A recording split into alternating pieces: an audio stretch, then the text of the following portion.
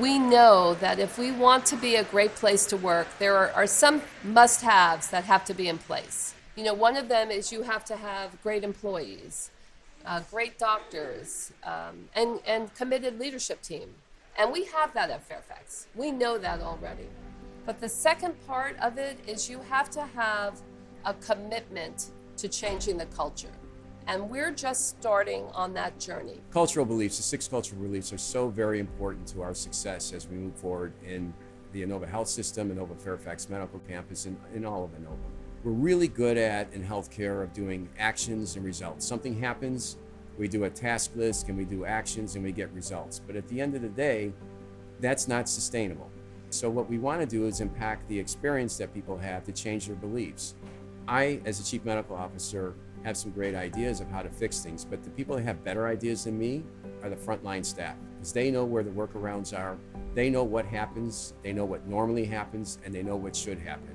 And those are 3 completely different things. And as the more you talk to the frontline staff, they'll give you the answers, and all we need to do is support those answers and create policies and procedures and standard work that gets us to the outcome we want. What happened was we had one of our best departments have a serious near miss around patient identification.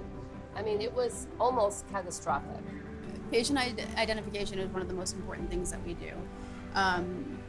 It prevents us from making mistakes, and it also helps us give the right therapies and the right treatments to the right person at the right time.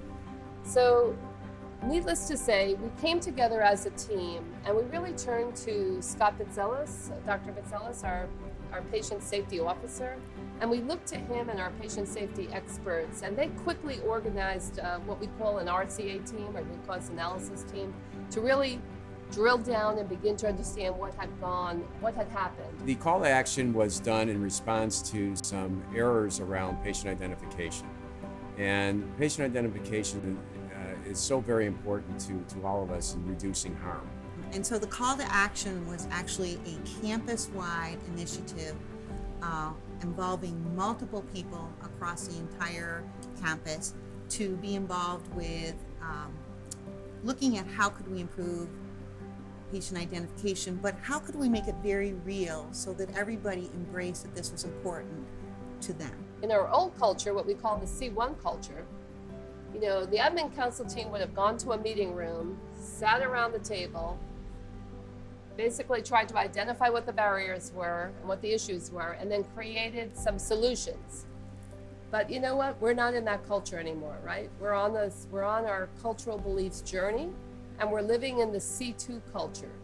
And the C2 behaviors insist that you go to the experts and you ask them for honest feedback, what we call tell me.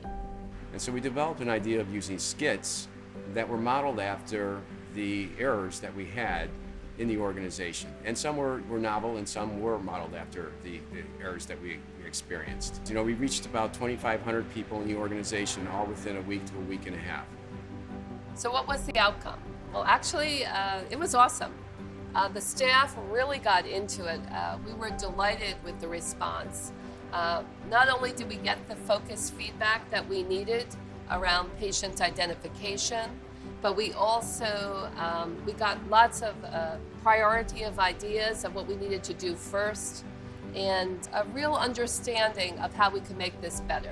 My team reacted to the patient identification and the call to action enthusiastically and wholeheartedly, and they have taken this to a whole nother level in which they hold me accountable to what they are providing and what concerns they bring, and me in return, I hold myself accountable and then take what their concerns are to the other level. I address it with the clinical directors. I continue to address it in a leadership manner, which help us all achieve as a team what we're here to do.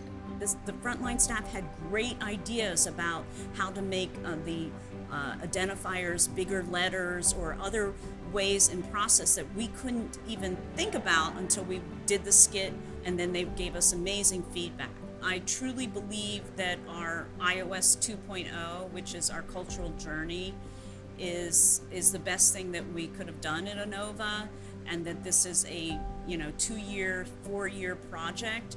And this skits that we did on the 2 identifier was an excellent example of our cultural belief journey. We cannot just do this one effort. We must continue to focus throughout the year. I think it was a great start, but we have a lot of work ahead of us, and we are going to falter.